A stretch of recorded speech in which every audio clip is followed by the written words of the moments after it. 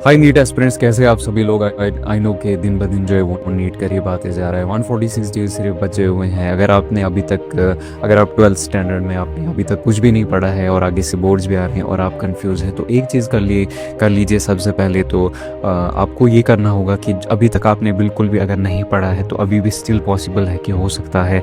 जितने भी दिन बचे हैं आपको टोटल जितने भी इस वक्त सबसे पहला काम कर नोट बनाने की ज़रूरत नहीं है। इस वक्त आप जितना हो सके उतना आपको मेमोराइज़ करना है, चीज़ों को जो है वो उतना ज़्यादा मेमोराइज़ करना है। NEET is all about the memorisation. यहाँ पे सिर्फ क्वेश्चन जो है वो मेमोराइजेशन के बेसिस पर आते हैं। कुछ क्वेश्चन जो होते हैं जहाँ पे आपको बहुत ज़्यादा एडवांस लेवल की थिंकिंग चाहिए होती है, लेकिन उतना टाइम होता ही नहीं है नीट में।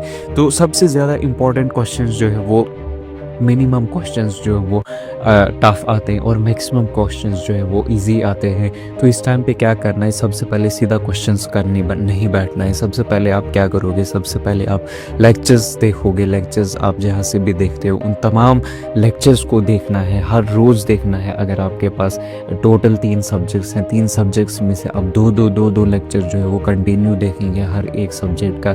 अगर आपको पहले दिन 12 घंटे लगते हैं ना, अगले दिन उसको पहले रिवाइज़ करो। उसके जो भी आपने नोट्स प्रिंट आउट किए हैं उनको रिवाइज़ करो, क्योंकि जो 12 घंटे आपको पहले दिन लगे थे, अब इस दिन अगले दिन जो है वो रिवाइज़ करने में सिर्फ़ और सिर्फ आपको 2 से 3 घंटे लगेंगे। उसके अलावा 9 घंटे आप और जो है वो आगे पढ़िए। आगे तो कहने का मतलब ये है, सिर्फ आगे पढ़िए और पीछे वाला जो पढ़ा है उसको साथ साथ रिवाइज़ कीजिए, क्योंकि साथ साथ रिवाइज़ करना बहुत इम्पॉर्टेंट है। लास्ट के जब हमारे पास 45 डेज़ बचेंगे तब हम क्वेश्चंस करेंगे।